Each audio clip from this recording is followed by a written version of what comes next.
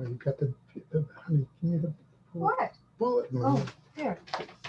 I appreciate all those who made donations for Year of Learning, Month of Learning, right, Week of Learning, Day of Learning, and particularly today being Hetty and Terry Ogden Brown, a Day of Learning in memory of her mother, Edith Bas Yosef.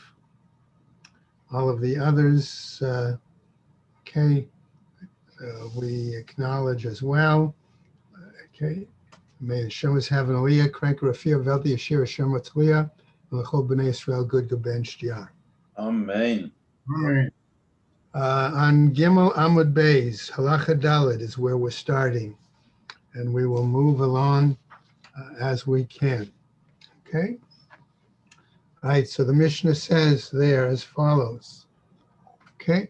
Afal Pisha Amru Ein Memashkinin Nashin, even though we have said that we don't require a mashkon, which we clarified as collateral, okay, from the following, namely from nashim, from women, vavadim, from servants, okay, implying non-Hebrew adult servants, uktanim, or minors, aval im shaklu, but if they donated on their own a machatzita shekel, the tax, mekablin miyadan, we do accept it from them.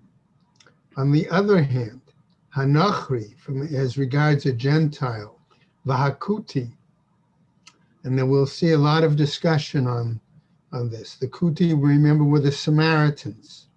Sheshaklu, even if they did voluntarily try to give a tax, the half shekel, ein mekablin mehen, we do not accept it from them.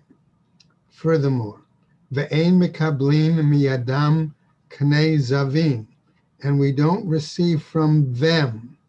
And the them, most of the Meforshim say, refer back to Nachri and Kuti.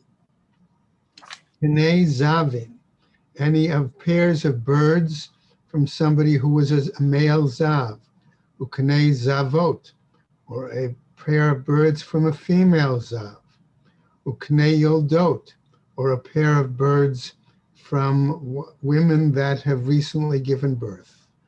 V'chataot, nor do we receive from them chatas offerings, v'ashemot, or asham offerings.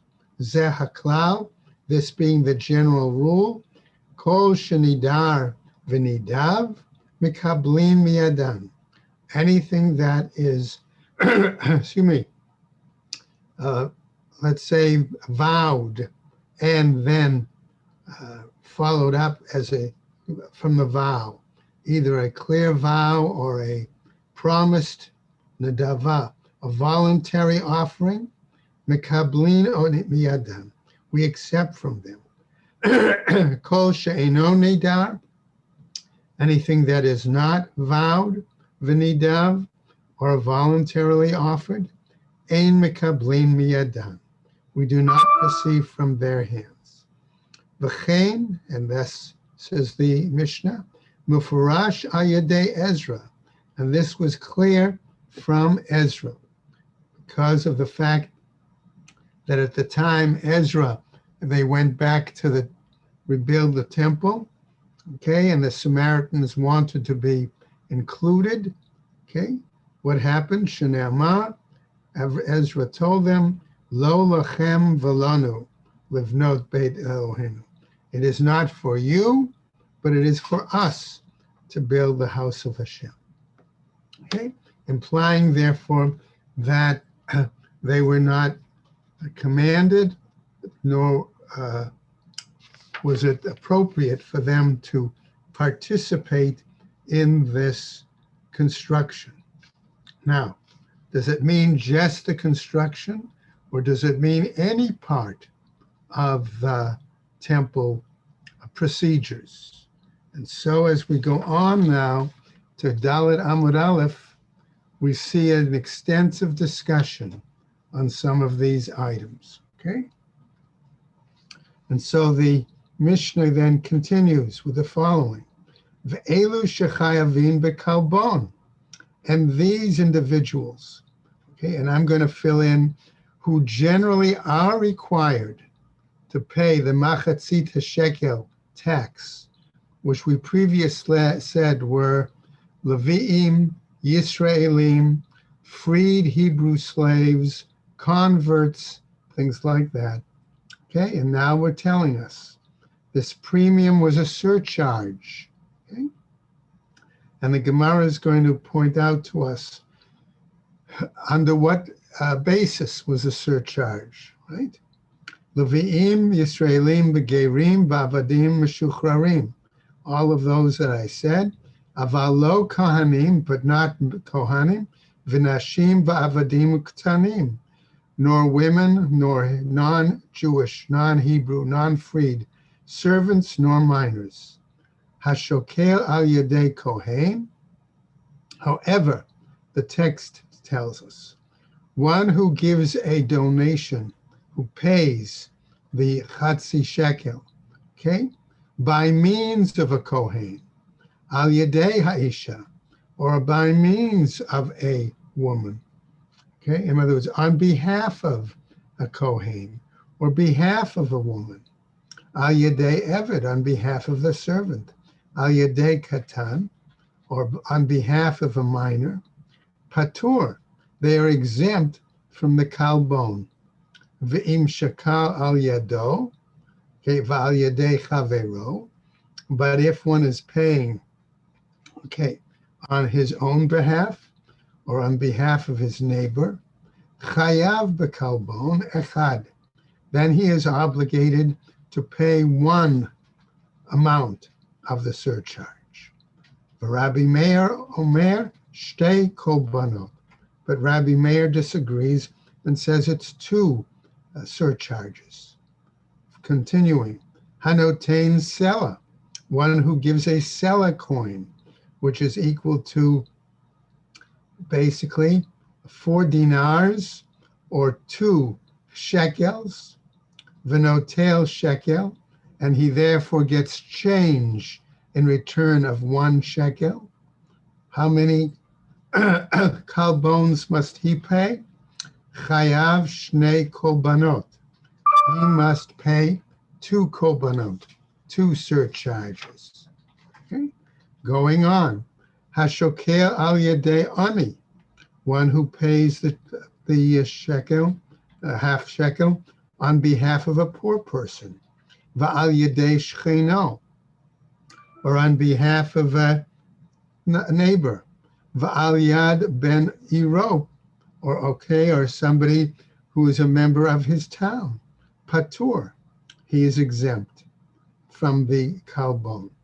Ve'im helvan, but if he simply loaned him the money for the other person to pay, chayav, then one is obligated to pay the kalbon.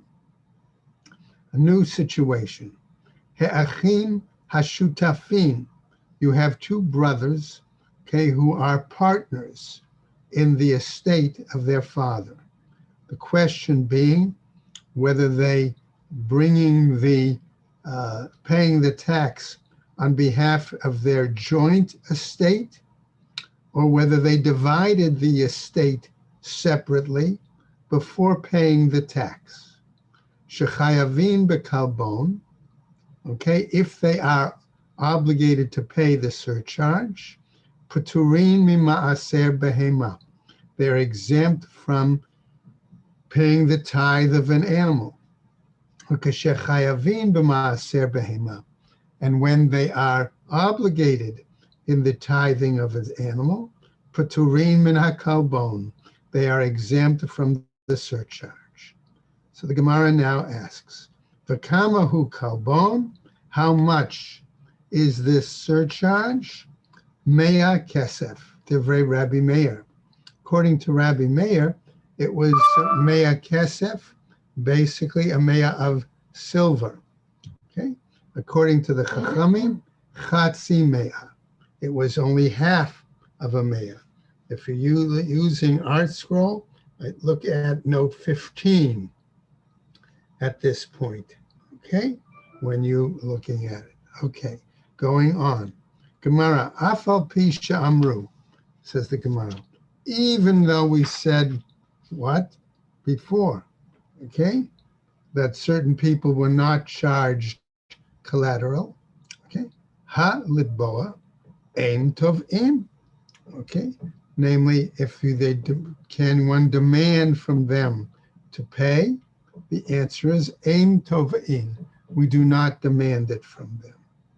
Hacha at amar tovim. But the Gemara says, wait a second. Here in our Mishnah, you seem to imply that you can demand it. V'hacha at amar ein tovim. And now, here, you say one cannot demand it. Kan kashehevi shtei se'arot. We're talking about a minor who has shown physical maturity. V'kan b'shelo hevi shtei se'arot. And here, we're talking about a minor who has not shown physical maturity. Going on. Hanachri v'hakuti. Regarding the Gentile and the Samaritan. Amar Rabbi Ba or Biba, okay, tipater, he says, explain it, or we'll interpret it this way. Keman da Amar Kuti Kenachri.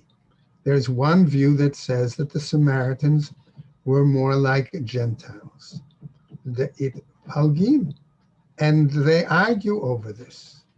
Kuti Kenachri, Divrei Rebbe, that a Kuti, a Samaritan, is like a Gentile, was based on the view of Rebbe.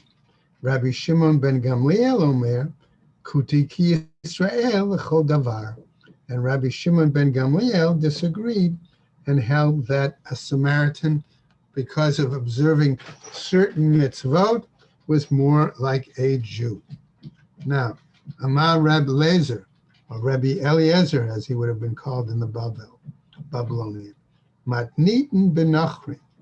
It's possible that our Mishnah dealt with Gentiles. And this one, bekutin, okay, lo. So the Gemara says, and this one dealt with Samaritans?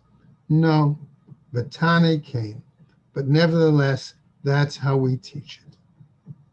Okay, next. All right, peace. Adam lerabot et hagerim. Okay, so what did he say? Here, that a person comes, in one case, we say that we include the issue of converts. Why? Okay, the pasuk that we were talking about uses the word Adam, which would seem to imply any person. So therefore, it should include accepting the tax from Gentiles.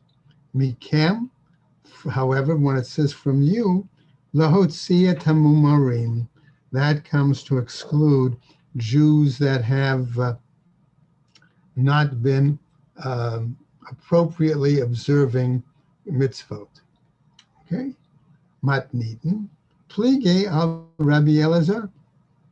But our Mishnah seems then to disagree with Rabbi Eliezer. Why?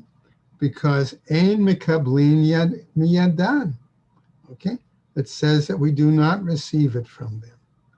Kane zavim, pairs of nests from a male zav, v'zavot, v'kane yoladot, or from zavot, or pairs of nests of women giving birth. Remember, all of that was required as part of the purification process. V'chi, and therefore, says the Gemara, if we're learning at this, what happens? Yesh kane zavin v'zavot benachrim. Does this imply then that male and female zav individuals is applicable among Gentiles? Ela reisha benachrim v'seifa bekutim. But maybe the beginning, the earlier statement, earlier Mishnah, dealt with Gentiles, and this later deals with Samaritans. How Kani? And here we see its teaching. Kainhu, This is the way we understand it. Reisha benachrim v'sefer bekutim. That the beginning is with Gentiles, and the later statement is with Samaritans. Amar Rabbi Yochanan, says Rabbi Yochanan, betchila ein mekablin mehem lo davar mesuyam v'lo davar she'eino mesuyam. Initially, says Rabbi Yochanan, we neither accept something very specific from them, a distinct object, nor something that's not specifically from them. Okay, right? So what happens? Rabbi Shimon ben Lakish, right? Ubesof, and afterwards, mekablin mehem davar she'eino mesuyam. And later we are willing to accept something that is not specific, a distinct object from them. Ve'ein mekablin mehem davar mesuyam. But we still do not accept something from them that's distinct, right? What do we mean? Rabbi Shimon ben Lakish says as follows: Bein petchila or bein besof, whether earlier or later, ein mekablin mehem lo davar mesuyam v'lo davar she'eino mesuyam. We neither accept something that's distinctive, right, or not. Matnitin pligi al Rabbi Yochanan. This seems to tell us that our text disagrees with Rabbi Yochanan. And indeed, it says yes. En mekablin mehem hekdesh. We do not receive from them, accept from them, something that they've consecrated. Unidava, okay, lebedek habayit, okay, or something that was voluntarily given to the maintenance of the temple. Patarla bein betchila bein besof. And this was explained, interpreted to mean whether initially or even later. Ubilvad divar mesuyam. And particularly with regards to a distinct object. Now, patarla b'mesuyam, it was explained as nusach, another version of the text. Patarla b'mesuyam, she'afilu me'otav yolichem liyam hamelech. Okay. Others interpreted that if they gave a distinctive item, it's like that the money should be thrown into the sea. Now, Rabbi Shimon ben Lakish Amar, he says, bein b'tchila, bein b'sof, regarding initially or later on, ein mekablin mehem lo davar mesuyam v'chulei, that we don't receive, accept from them a distinctive offering. Matnitin, our Mishnah, pligi al Rabbi Shimon ben Lakish. It therefore seems to disagree with Reish Lakish. The Tani, because it teaches, hakol shavim, that all are equal. Shehein nodrin v'nodrin, that they can make vow and they can fulfill those vows. Patarla, and this was interpreted to mean olah, that they're talking about a burnt offering. So Gemara tells us, necha nodrin olah v'nidarin olah. Okay, if we say it's acceptable for them to voluntarily offer a burnt offering, do we say that these olah is generally a voluntary offering? No, not necessarily.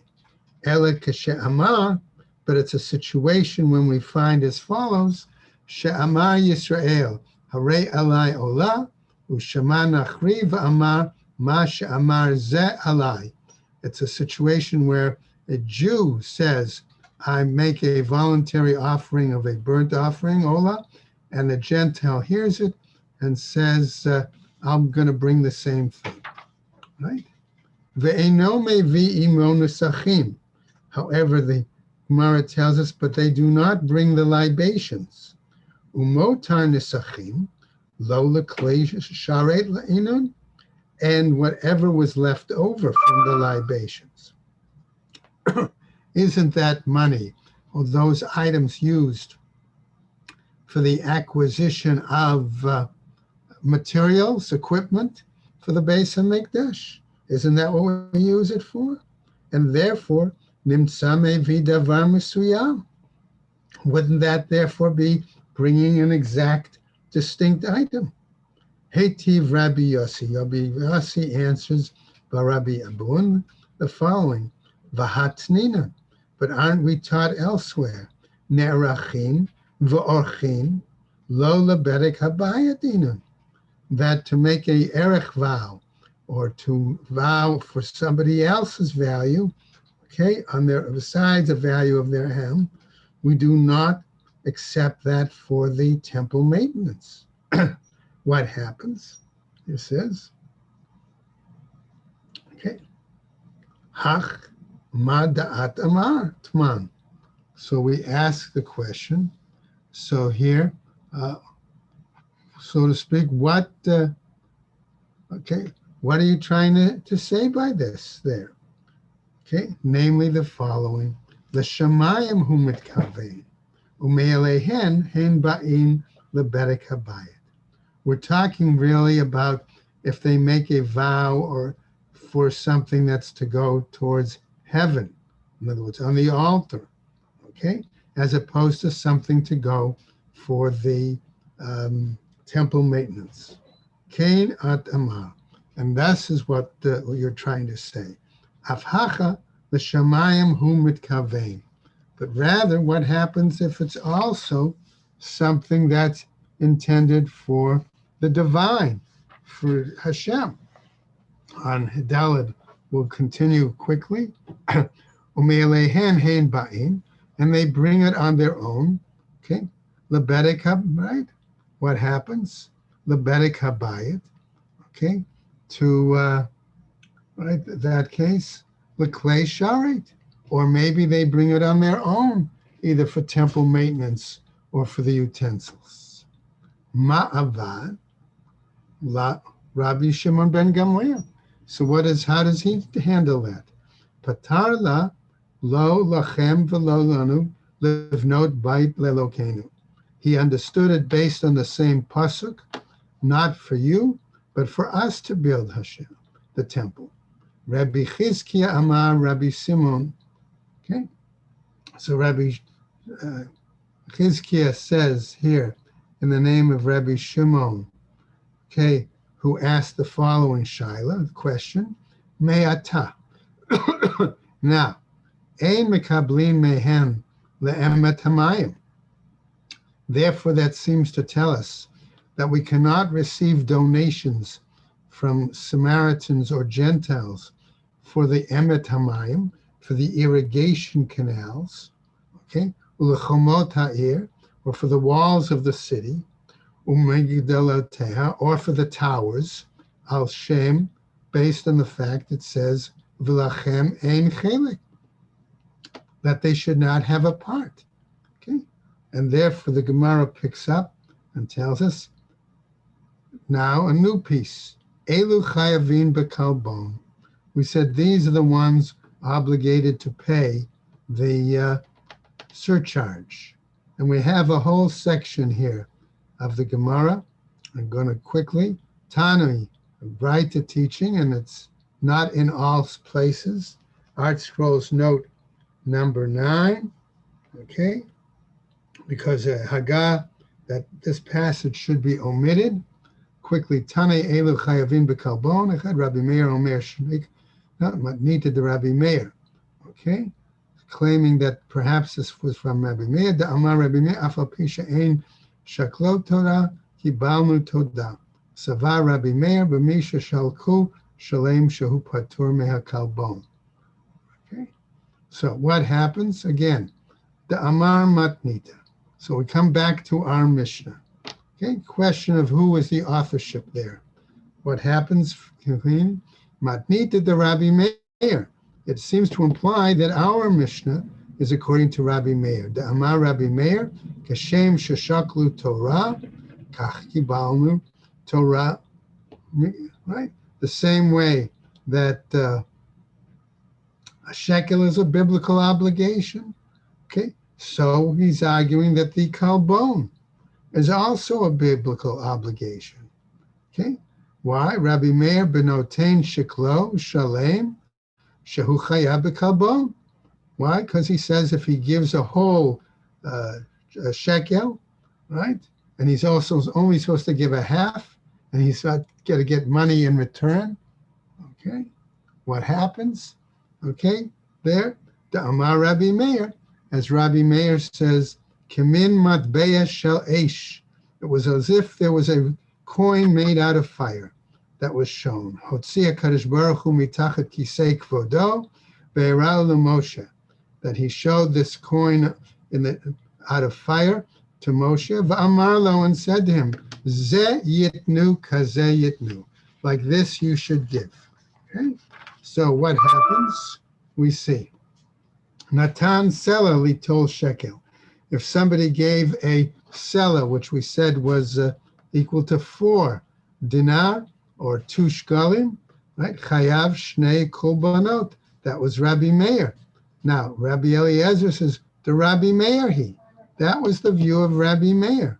The Rabbi Meir Amar, Echad shekel shehu noten, ve'echad Sela shehu noten.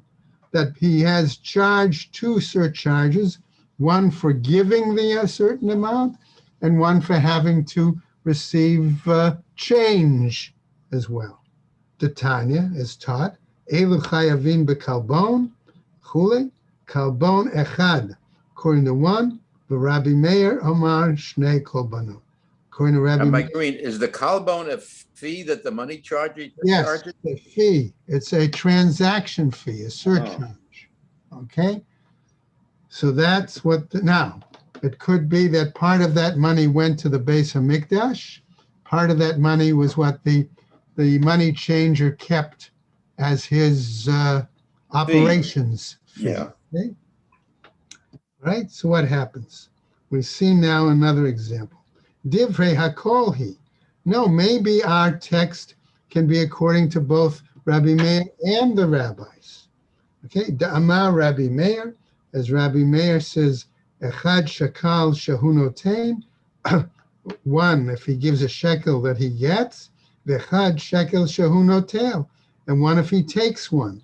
If he gave a sela, and we said that's 2 shkalim, he's giving one, so that's one charge, and getting one back, that's another surcharge.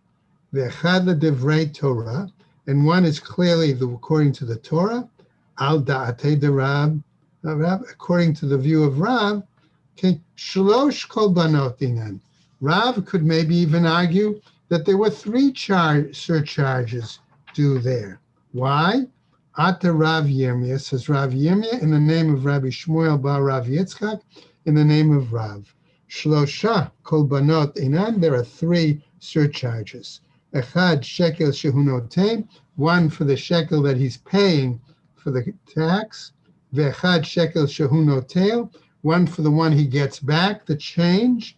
Ve'echad ledavar Torah, and one because it is a Torah mandated requirement. Coming now, next part of our Mishnah. Ha'echad ha'achin shutafin, the 2 brothers who were in partnership. Okay? Shechayavin bekalbon u'pturim mima'aser behema. We said that when they are subject to the surcharge, they're exempt from ma'aser behema. V'shechalko v'chazru v'nishtatfu. That's when they separated their father's estate, and then they came back together and participating as equal partners. So it's as if they each theoretically bought out the other, okay, and have their own property. Shechayavim b'maaser behema, but when they're obligated in maaser behema, upatorin mehakalbon, then they're exempt from the surcharge. B'shalo chalku, that's when they didn't divide up their father's estate. Amar Rabbi Lezer, and Rabbi Lezer explains it as follows: V'hein shelchoku gediim keneged teyashim. This is a situation, he says, when they separated the lambs from the goats, utyashim keneged gediim, or the goats from the lambs. About im chalku gediim keneged gediim, but tayashim keneged tayashim. But if one took all the goats and the other took all the lambs, hachalku misha'at harishona, that seems to tell us that they divided it up earlier. Amar Rabbi Yochanan, says Rabbi Yochanan, afilu cholku gediim neged gediim. Even if they did lambs versus lambs, tiashim neged tiashim, and goats versus goats. Kilikuchotem, they are like purchases. Upturim min hamaaser, they're exempt from the tithe. Kehahu detaninim, like those that were taught Tman elsewhere. Halakuach, one who purchases. V'shenitan lo b'matana, or something was given to him as a gift. Patur mimaaser behema. He is Right, exempt. do we have to vacate this link? What? We have to vacate this link? We're going to finish in just a minute. Okay, Rabbi Chia says, Amar Rabbi, in the name of Rabbi Yirmiyah, V'lama litnan amran pa'amayim. Why, okay, did it have to say it twice? Shehein chayavim b'zeh b'zeh, that they're equal in this and this. Upa'amim shehein p'turim mizeh mizeh, and at times they are exempt from this one and this one. That's where we'll pick up tomorrow. Okay, everybody, take care, have a good day, and stay well. And to you, be well around.